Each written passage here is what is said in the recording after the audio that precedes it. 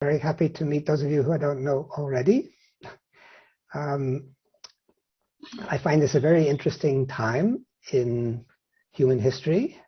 Maybe interesting in the sense that the Chinese say that it's a curse that they wish interesting times upon you, but that's not the way I look at it.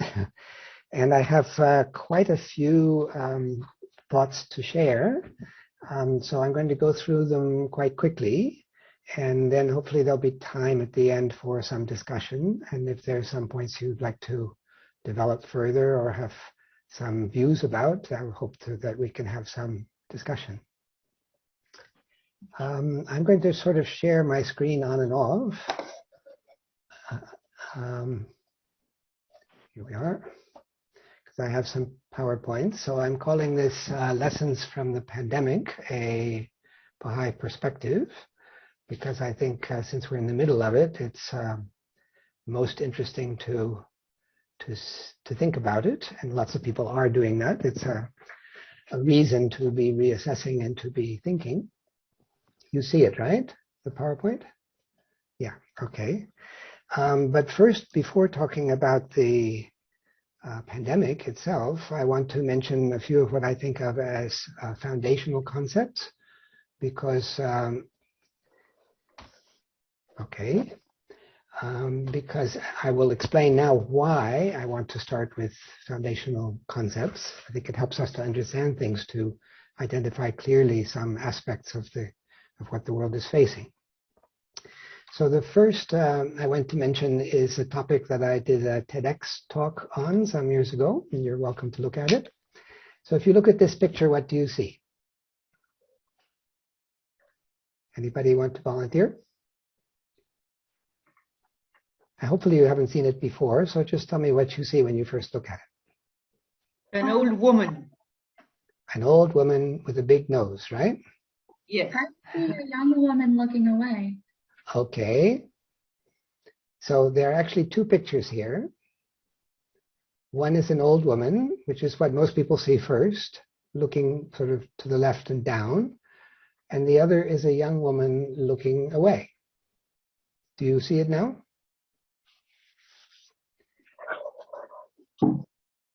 If you keep looking, you'll see just a bit of her nose and a lot of hair and her chin. I see a lion. Ah, you see something else. Okay. Anyway, this is one of several of these. I find these very interesting. Let me show you some more. They are also called optical illusions. What do you see here? Two faces. Ah, you jumped into it. What does everybody else see? A cup. There's a cup. Yes. So if you look at the black, you see a cup or chalice or something. If you look at the white, you see two faces facing each other. And what I find most interesting is you can't see both together. The brain insists on seeing something that it makes sense out of. So if you look at the black, you see a cup, and if you look at the white, you see two faces, and you can choose which one you want to look at, but you have to switch between them. Or here's another example. Okay, what do you see? Young lady. Ah, okay. What else do you see? Some flowers. Flowers. So again, they're two different pictures, and you can see one or the other. You can look at the flowers and just see them as flowers and a butterfly. Or if you're farther away, you kind of see the outline of a lady with her mouth and her nose. So the point here is really, I think, quite profound, that we from birth have to learn how to make sense out of a very complicated world. We are bombarded with all kinds of sensory perceptions, and our brain is wired to make sense of it all. But also, as we grow up, we learn concepts from our parents and the people around us that we apply to what we see in the world. So I like to call them mental frameworks, but you can call them preconceptions or whatever you want. And they're essential to the way human beings deal with understanding the world around us. So they're very important. The problem is that they can also be misleading. we get used to certain ways of looking at things, and it's hard for us to see a different way of looking at them. And in fact, like you've seen in these optical illusions, the same reality can be seen in different ways. And very often there isn't one that is more valid than the other. Different people may have different perspectives. They come to reality with different experiences. And we also may be stuck with certain mental frameworks that we grew up with that may not be actually appropriate to understanding the reality around us. So we have to learn a certain humility. And there are many things about the situation in the world that I think reflect this challenge of people being stuck in a particular way of looking at the world and not seeing other perspectives or seeing something which is more real, more accurate. And I want to touch on a few of the areas where I think this is particularly obvious and important, and then we'll look at what's happening with the pandemic. I don't know how many of you have seen the Netflix series from France called Lupin, the French criminal, disguise artist who befuddles the police and everything. The point there is that he is a second generation from African immigrants in Paris. And it's very easy for him to disguise. He goes into this is a spoiler, the first episode, but he goes into the Louvre and disguises as a cleaner, part of the cleaning staff. And nobody looking at him in French society would think that maybe he's a master thief. He just fits into the stereotype that people have of those who serve who are kind of invisible and you don't pay any attention to them. And so he can get away with all kinds of things. And actually, the series is based on the idea of disguises and how you can trick people by making them think you're something that you're not. Anyway, I mention that because when you start to think about it, this is very common in the world. We all have preconceptions, we have prejudices, we ignore people we shouldn't be ignoring, we think about things in oversimplified ways, and the world gets into a lot of trouble because of these mental frameworks that are outmoded or that are inaccurate. So the second topic, the second, what shall I say, issue that I wanted to mention in this idea of foundational concepts is another one that's one of my favorites, is that we don't learn unless we have tests. It's a feature of life that we need to have tests and obstacles in order to learn. And actually, it's even a matter of definition. A test is by definition, a personal test that we have as individuals, is by definition something that we have difficulty with. Otherwise, it wouldn't be a test. And the things we have difficulty with are the things we should learn how to handle. So although people very often complain about the difficulties they're facing, it's a very fundamental part of life. It's part of those of you who've had children, you've seen them fall down, have difficulties. They have to learn how to cope with those things. They have to become stronger. If you try to learn something challenging, like learning, I suppose, how to play the violin, it's not easy. You have difficulties. Your fingers hurt. You don't do well. Your teacher scolds you or whatever. And it's through that process that you learn how to be better. The purpose of examinations in school should be, maybe it isn't always, but it should be for the student and the teacher to learn where the student needs to improve. And you can chart your progress by how well you're doing in your courses, by how well you're doing in your exams and what your professors think of you. And if you don't have any challenges along the way, you're not learning very much. You should be at a higher level. So this, again, is a very foundational concept, I think. And it's one that I develop at length in my book because I think it's clear that humanity has to go through that same learning process that individuals go through. That we have failings in the way we have organized our societies and the way we look at each other, our social fabric, and that produces problems. And we have to recognize that that's a challenge, and we need to figure out how to overcome that challenge, how to improve, how to change things so that things work better. And if we don't, then the same with an individual. You have the same tests and challenges over and over again. If you don't learn how to deal with them, you don't make progress. And you just face the same issues, and eventually you might die never having realized your potential as a human being because you haven't seen it as a learning process. So personally, I feel particularly sad about people who always blame others for their difficulties rather than realizing that they themselves have to learn something from the process. Now the question is, of course, as we look at the world today, what is it that we as humanity need to learn? Now I'm drawing from the Baha'i teachings because I've been a Baha'i all my life. And of course, I'm inspired by those teachings. And so I don't want to take credit for anything that I'm saying because they're not just my ideas. They're Baha'is, ideas many people share, but are very much emphasized in the Baha'i teachings. Let me find my share here again.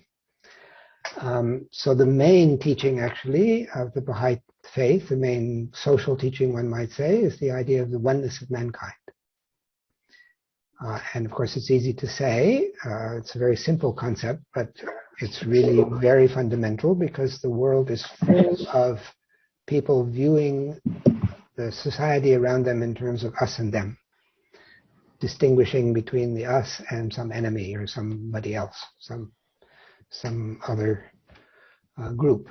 Baha'u'llah is very often quoted sentence of Baha'u'llah. He said, "Ye are the fruits of one tree and the leaves of one branch." Now, that's a very easy thing to say, but when you think about it, the world is full of people saying, "I have the better tree. You should be on my tree, not on those guys' tree." Religions are divided that way. Countries are divided that way. People who are educated feel that they're superior to people who aren't. Different races, different backgrounds tend to divide up human society in all these different ways and not think of us as being really one human family. Or extending that idea, Baha'u'llah said the earth is but one country and mankind is citizens. Now he said this in the middle of the 18th century. This has been almost a century and a half since he voiced these concepts, which were revolutionary at the time. Actually, the world didn't have anything like the view of the world that we have now with all of our communications and everything. But this is really very fundamental, and we'll come back to this when we look at the current situation in the world. Another really important and interesting subject, but I'm afraid I don't have time to go into them very much, but they're really very interesting. One of you is a psychologist, I think you'll find this relevant, is Baha'u'llah said, and his son Abdu'l-Baha, when he traveled in the West, he emphasized this point, that human beings are social creatures. No human being can live successfully entirely alone. We are fundamentally social creatures. And this whole idea that has imbued Western civilization, that we have to work for our own selfish interests, and it's a competitive world out there, and the strongest will win and the weakest will lose, and that's tough, that's too bad, and so on. This idea that competition is the way society should be organized. The Baha'i teachings say, no, this is not human nature. Human nature fundamentally is collaborative. We need people, and that actually we become happier and we feel more fulfilled when we dedicate our lives to service rather than to competition and selfishness.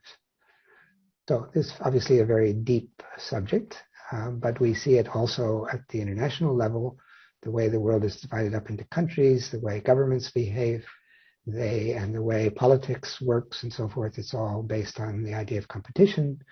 And in fact, this may be entirely the wrong mental framework with which to look at the world. It's kind of a very challenging statement, but I think it's very profound and very important. Another one, which is equally important probably, again, it's a Baha'i teaching that trustworthiness and truthfulness are essential for personal behavior. And of course, this is a teaching in every religion. It's a common idea of morality in today's world, although many people ignore it entirely. I'm not sure they even feel guilty by lying and cheating and so forth. But the result is, I read the Financial Times, and every day they have a little chart on the front page, and every once in a while they come up with something very relevant. This is what Britain thinks. Financial Times is a British newspaper. So this is a British survey. It was conducted a couple of years ago of whether you trust professionals in different professions. So politicians are down there at around 17%. Hardly anybody in the world today trusts politicians. And here we have here's another one about this. I worked in the International Monetary Fund for many years, and I saw all kinds of things about the way governments function at the top levels. And I'll come back to that subject, the subject of corruption. But what I would always reply if somebody asked me as an economist, what is the best economic system for a country? What do you think works best? Is it capitalism or socialism or what? My response was always the most important thing is whether the government is working for the well-being of the people. The question of the technical aspects of the system are secondary to the motivations of those in power. So this survey is what people think about whether the government, that's the yellow dots, is working for the well-being of the country or working for the well-being of a small group of people. So in Venezuela, it's 70% think the government is working for a small group of people. In the US, it's half of the people think the government is working for the benefit of a small group of people. In the UK, it's 40%. Even in Germany, it's a third of the people think the government is not serving the whole population evenly, but is favoring a certain population. And actually, there are many surveys about, and over a period of time, how the level of trust that people have in various institutions has just gone down and down and down from one year to the next. So I don't know why people keep voting for people they don't trust, but that's the reality. And that's a very, very serious problem in the world, that there is a huge deficit of trust. And unfortunately, it's largely justified because many people in power are not honest, they're not truthful, they're not working for the benefit of others, which they might claim to be doing, but in fact they're not. And in my career, I worked with presidents and all the way down, and I saw many instances of people who were very smart, who gave a good impression, but when they're chucked out and the other people come along, you discover all the things they were doing that were just awful. And I'll come back to that anyway. So again, this is one of the foundational concepts, I think, that we need to look at what's happening in the world. And finally, the need for effective institutions. A lot of people say, okay, you're going to give up on all of this mess. We don't trust government, we don't trust the press, and so forth and so on. But we'll just get along without them. Why do we need such things? And that is totally unrealistic. We do need a social framework. And we can see that now very clearly in the pandemic. The example I like to use is the example of fire stations. In the 19th century especially, there were some very big fires in the early 20th century in major cities. And it became standard that in big cities there would be a fire department. The government would pay for it, and people understood it was necessary. And there are three key features of a fire department. One is you have to have some people who are professional and trained and have the right equipment, with a fire station and firefighters, or at least volunteers who are trained, but they have to have the equipment. Number two is they have to be able to collaborate so that if the fire is a very big one, the different fire stations can come together and attack the fire effectively. And number three is an early warning system. So because fires spread quickly, so you need to know very quickly that you've got a problem so it can be addressed. So people understand when it comes to fires that that's normal. And I don't know of a major city anywhere that doesn't have some kind of a firefighting apparatus. Okay, so we accept that idea in the realm of fire stations, but look at pandemics. Do we have anything like that? No. And many other problems we face. We have inappropriate, ineffective institutional structure for many issues facing the world. Climate change is another one. In fact, in my book, I go through the argument of how humanity is learning from crises, and I show how the global institutions that we have are the result of a crisis and an effort to prevent such a crisis from recurring. So we have, for instance, the United Nations, which came from the end of the Second World War. And my father was in San Francisco at the time the United Nations was founded. In fact, he represented the Bahá'ís at a huge gathering in the biggest venue in San Francisco of religious leaders to celebrate the establishment of the United Nations. And when you read the press and listen to the broadcasts and so on from that time, it was clear that there was a euphoria because people thought finally war was going to be prevented. Finally we're going to have an institution that will make people sit around a table and resolve their problems instead of going to war and killing millions of people. And so there was a tremendous excitement. And also from the perspective of now, we don't realize that there was a very important innovation which was agreed by the Americans and the Allies in Washington, D.C. in a lovely park there when they were talking about what should follow the war. They decided that there should be a global institution which would include all the nations of the world, not just the important ones. It's a brand new concept of inclusiveness of nations and peoples. And in fact, that was the inspiration for many countries being formed after the Second World War, when the colonial powers gave up their power over many peoples and independent countries were formed all around the world. That was a really big landmark in the way human beings institutionally thought about each other. But of course, the UN still had the Security Council, which was still the victors in the war and was still making important decisions, especially about security. And it has hobbled the UN. It's a vestige of the mental framework of the past. But it was progress. There was some new thinking about how institutions should respond to problems. But my main point is, of course, that that hasn't solved the problems. In some ways, we've gone back to the thinking from before. We're still thinking very much in terms of us and them. We have America full of people who are anti-immigrants and anti-anybody who isn't white. We have the UK wanting to leave the EU mostly because they didn't like all those foreigners that had come into their country. We now have a growing confrontation between America and China, and Russia seems to be kind of taking advantage of that and maybe even collaborating with China. We'll see.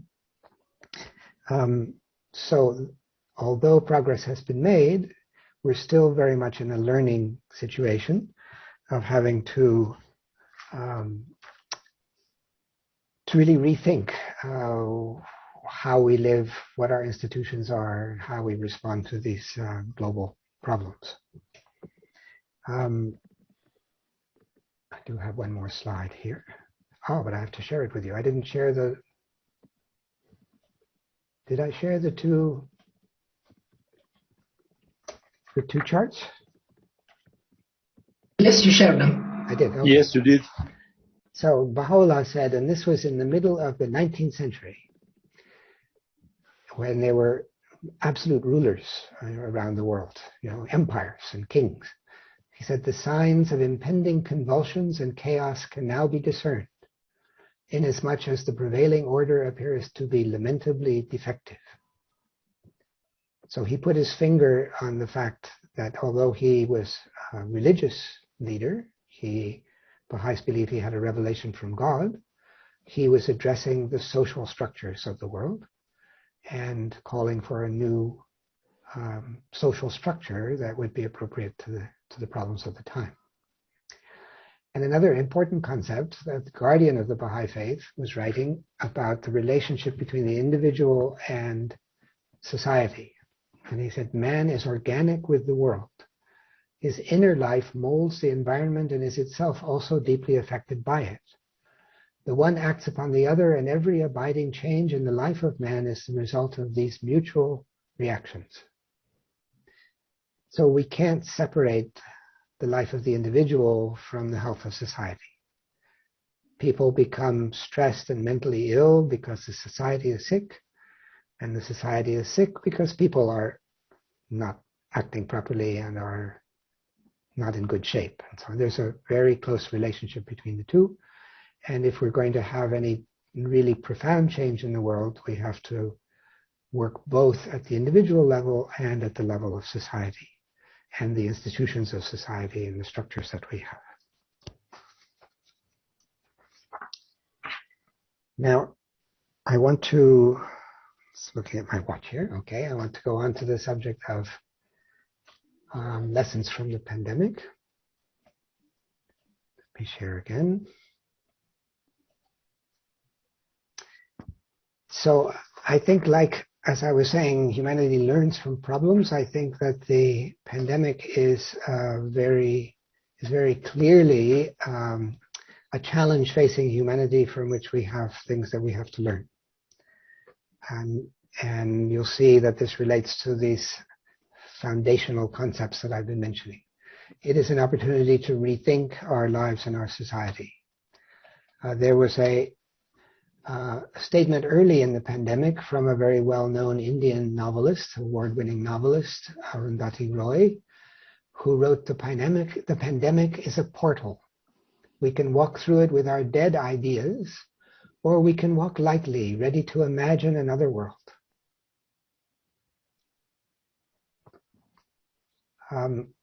So the pandemic is, and many people are thinking, I think, and commenting on this, the pandemic, because it affects all of us as individuals, but it's also very much a global phenomenon and something that governments have to be concerned with. It causes us to focus on why we have the pandemic, why we've been ineffective in dealing with it, and what needs to be done. This is just another step in a series of these crises. We had the big financial crisis in 2007, 2009, 10, in which the weaknesses of the capitalistic banking system were revealed. The banks didn't even trust each other, so how could individual depositors trust the banks? Huge crisis, and it forced people to think about the importance of trust and confidence and the importance of the role of government in regulating finance so that the economy could become healthier again. So now we have a medical pandemic, and there was, I actually talked about this in my book, which was finished in 2006. It was already obvious then, and people were talking about how this is clearly an area where the world needs institutions that it didn't have and would be a cause of great danger to the world. And now we're seeing it unfolding. So one of the aspects of that of this situation is the role of government when we have such threats that are clearly global in nature. And something that I find, it really struck me when I thought about it, and I find it very relevant, is that in America, we talk about, when we talk about the military, we talk about national defense and national security. Now, national security is feeling safe, right? And national defense is defined as being afraid of other countries, because we have domestic police who worry about, and the FBI and so on, who worry about internal threats. So the America in 2020, the last numbers I have, spent $767 billion on its national defense and national security. Huge amounts of money, and it's mostly, a lot of it is people, but it's also, a lot of the money is huge aircraft carriers and very sophisticated laser weapons and guided missiles and Lord knows what all kinds of very expensive hardware that obviously was totally ineffective against the pandemic. Now, one of the main reasons for government is to protect the people. Does it make sense for the government to spending huge amounts of money and not protecting the people at all against a far more dangerous threat? Pandemic in America, I think his latest numbers has killed 700,000 people. It's been hugely damaging to America, much more than any recent war since the Second World War. And yet people don't think about that in the same category as national defense. It's just crazy. The war in Afghanistan cost the American government alone about $2 trillion. Hello? Hello? Okay. The war in Afghanistan cost the American government about $2 trillion. And I was dividing that by the size of the population. That's about $50,000 for every man, woman, and child in the country. And it was a failure. At the time that America was fighting the Vietnam War, I did a little calculation, and America spent about $100,000 on every man, woman, and child bombing them in Vietnam. At that time, they could have bought a villa on the Riviera for every man, woman, and child in Vietnam instead of dropping all those bombs. So we live with these things, but they just make no sense.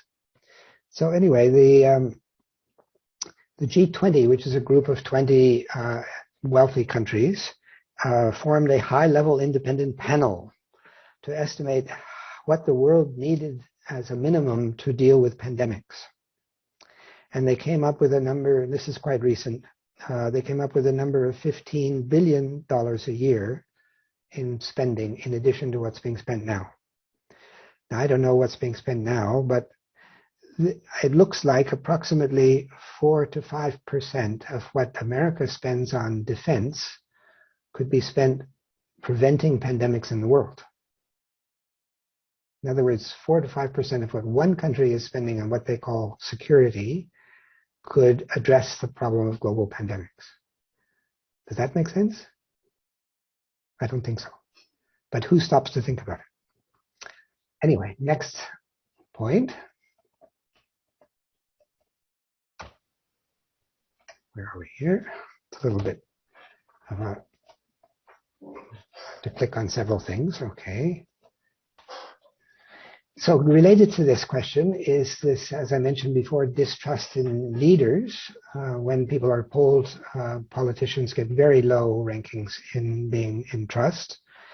And the enormous divisions in society, which I think are largely fanned by politicians who are taking advantage of them, who are trying to divide people, because authoritarian politicians always need an enemy. So they have to choose who are the enemy. And again, this is clearly, there's a common saying which apparently began, or it's credited to Aesop in the 6th century BC. United we stand and divided we fall. People say that all the time. It also appears in the Bible and it's quoted a lot. But still we have these enormous divisions in the world. We have this us and them thinking. In today's, I read Bloomberg Business News on the internet. Today there was an opinion piece entitled, "The West's Biggest Enemy and Putin's Greatest Ally is Disunity." We see the European countries fighting with each other, differing with each other about what stance to take in relation to Putin, who's threatening to invade a European country.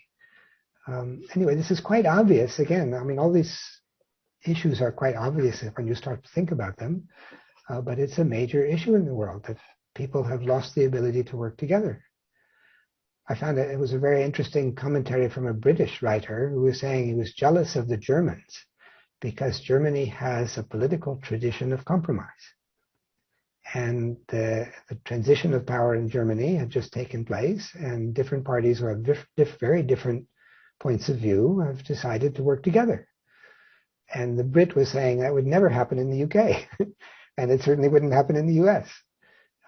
But it's a very important and strong feature of German culture that people are willing to work together even though they see things differently. So again, to face a pandemic, obviously people have to work together, and that's just It's just not happening. Then, oh, sorry, I wanted to go back to inequality. Just touch on this quickly. It's a very important issue in economics. It's a very important issue in a lot of politics. The degree of inequality in the world it's just incredible. I didn't put together some numbers, but something like several dozen wealthy people own more wealth than the lower half of the world all combined. Numbers that you just can't put your head around. That the economic system and then political system, the two are very related, has favored the very wealthy, and it's actually not that much different from the way the world was at the time of Baha'u'llah, with kings who had enormous wealth and all the peasants working away in the fields, supporting the lavish lifestyle of the nobility. It's just a different system. The wealthy can pay for lawyers, they can hire politicians or support them, and that's a huge problem.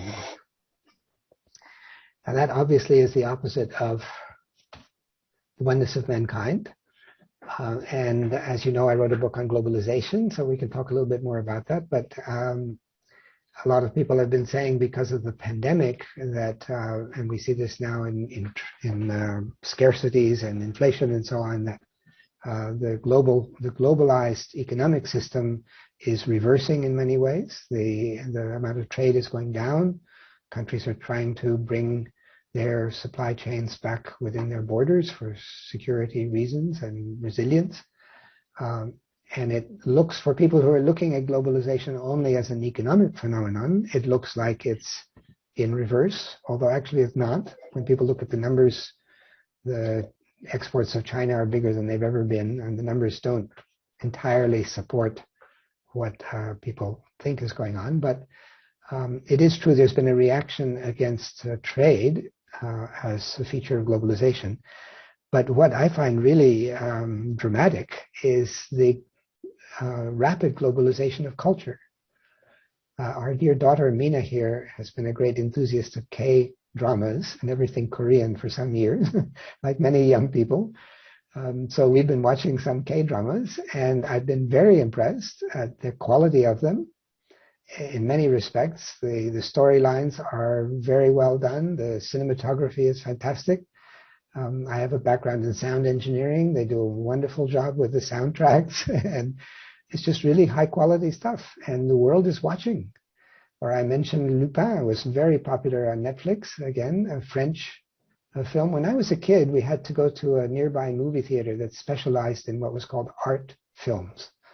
Anything foreign was an art film. And only a few people would watch them. You know, Hollywood was the thing. And that was true until recently. Hollywood dominated, like Coke and whatever, dominated lots of aspects of global culture, but that's gone. With Netflix, with other streaming services, with access to the world on the part of artists of many different kinds, including music and so on, we've become much more culturally diverse. And that's a really powerful force in the world. One of the examples I was giving in my book was how people like to go to restaurants with different national cuisines. And how I went to a restaurant outside Paris because we had to stay overnight to catch a flight, and I wanted to have my favorite French bottled water.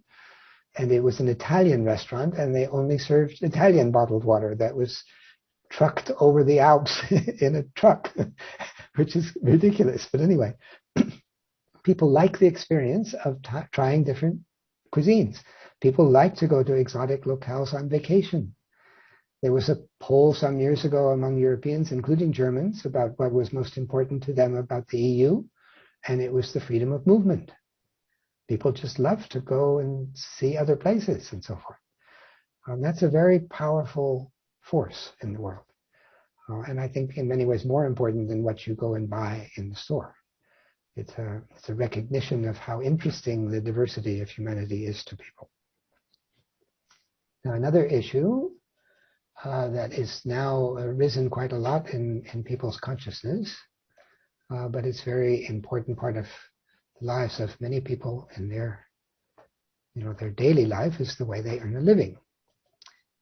That's the kind of job they have. So let me see here, meaningful work. Maybe more true of younger people, I'm not sure, but we have some polls, interestingly enough, that show that a large proportion of populations, I think I even have it in a, yeah, this was a recent survey of 20,000 workers in 10 countries, which included China and I think Indonesia or Malaysia, not just Western countries. They found that more than half of all workers are now rethinking the balance between their work and personal lives. Workers are using the pandemic-induced job disruptions as an opportunity to reevaluate what they want from their work. Now, I find this very significant because I don't think it's only in work. At least the people that we know where we live in Czech Republic, they've rethought their social relationships. When they've had to be isolated, they've thought about how helpful it is, how wonderful it is to have friends, to want to meet with them. We live in an area where there are fields and people go walking with their little baby or their dog or just going walking and they're happy to have a conversation. So we're actually meeting more people during the pandemic than we met before when people get in their car and go to work and we don't see them. So, of course, it remains to be seen, but this may be also a very important aspect of the pandemic, that as the Indian novelist said, this is an opportunity for us to re-examine our lives and think about what's important to us and maybe make life changes, choose a different job, choose a different path, choose to live in a different way.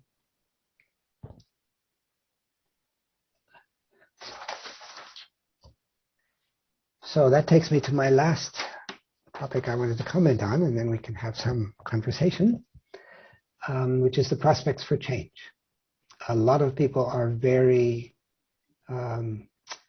discouraged because of the political system isn't working, the pandemic is not being addressed properly, just everything seems to be going to pot. I was reading a commentary on American politics, which, as you probably know, is very polarized. And they were saying both the left and the right think the country is a mess, but for different reasons. But there's very little optimism among anybody. And his point was that actually there are some positive things. But it's true that these global challenges are very difficult, and they're also interrelated. The pandemic is a medical problem, but it depends on economics and money, and it depends on governments, it depends on cooperation. The people in some countries are under great strain, so that has an effect on governments and how they behave. It could very well lead to military conflicts, and the same is true of climate change, which is it's kind of gradual but inevitable. It's having big effects in the world, and we're far from addressing it effectively. And all of these things are likely to influence each other. So there are lots of reasons to be pessimistic. And in fact, a very famous professor of mine, when I was a graduate student at Harvard, I was meeting with him, and he said, "Greg, you know, there's no reason for anyone who is smart enough at Harvard to be happy." His point was anybody intelligent would see all the problems. And he was too important, and I was too much a junior person to want to engage him in, to differ with him, because Baha'is tend to be optimistic for other reasons. But that's a very common view. But as I outline at greater length in my book, and if you feel inspired, you can read it. I think that, as I mentioned at the beginning of these comments, all of these challenges are a challenge of something to learn. And in fact, if you look at the history of the last, like the 20th century mostly, and now 21st century, the challenges that humanity has faced have produced reactions. People have learned things. It's incremental. There's still many things to learn, but progress has been made. And we're certainly much more global in our consciousness, which will mean that the institutions have to evolve to catch up with the consciousness of human beings. And what we have seen is a very interesting, actually, history beginning, I think, with Gandhi and his nonviolent movement in India, we've seen that masses of people who share a common vision, a common idea, can overturn the seemingly most powerful structures, government structures. We saw that with Lech Walesa and the Solidarity movement in Poland, which was spectacular. Unarmed people who simply agreed that it was time for change meant that the government lost its ability to exert its power, and they had to give in. Now we have some autocratic leaders saying, I will not allow a color movement in my country, because it's a great threat, but it's also a great power. So when large numbers of people see that things are wrong and want to see a change, it can produce a change. We've already seen that in our part of the world. We've seen that, I think, rather unexpectedly in Slovakia, after a young journalist and his fiancée were murdered. He was writing about corruption. A lawyer, I think an environmental lawyer, but a woman lawyer who nobody had heard of before was elected president. And now they just did a poll in the Czech Republic, and she's much more popular in the Czech Republic than the current president and prime minister of the Czech Republic. In other words, when people get fed up enough with what's happening in the world, then it can actually produce change. So the Universal House of Justice, which is the elected global governing body of the Baha'i faith, they wrote a couple of years ago about, when the pandemic was beginning, they wrote about this being the possibility of a moment of collective consciousness, which I think is referring to exactly this phenomenon. When a lot of people have a common consciousness, it can be an irresistible force. Maybe we're not there yet. They say the possibility of it, maybe it's down the road, but it certainly gives me hope that maybe things have to get much worse, but the response will be humanity insisting on positive change and moving forward. And I wanted to quote from Alan Locke, who was an African-American man, the first one to receive a Rhodes Scholarship, very prominent. He was known as the dean of the Harlem Renaissance. He was a Baha'i. 1933 was still very much a time when black people had very few opportunities in America. He wrote, "There is one great spiritual advantage in the tidal series of negative upsets and breakdowns in the contemporary world. And that is the ever accumulative realization of the need for a complete reconstruction of life." So as I say, I don't know whether we're really on the verge of that or whether it will come later, but I think we're in the middle of that process. There was a historian, Canadian historian, who was talking about the movement of history, and she said that it moves slowly, and then there are times when the river of history changes direction, and that can be quite sudden. Of course, she's been looking at history and sees that it doesn't move smoothly and with a gradual change, but there can be times when there's a juncture and things change quite rapidly, hopefully for the better. So I think I wanted to talk for about an hour. It's been close to that. I'd be very interested in what your reactions are if you're still awake. If you have any thoughts, anything to contribute.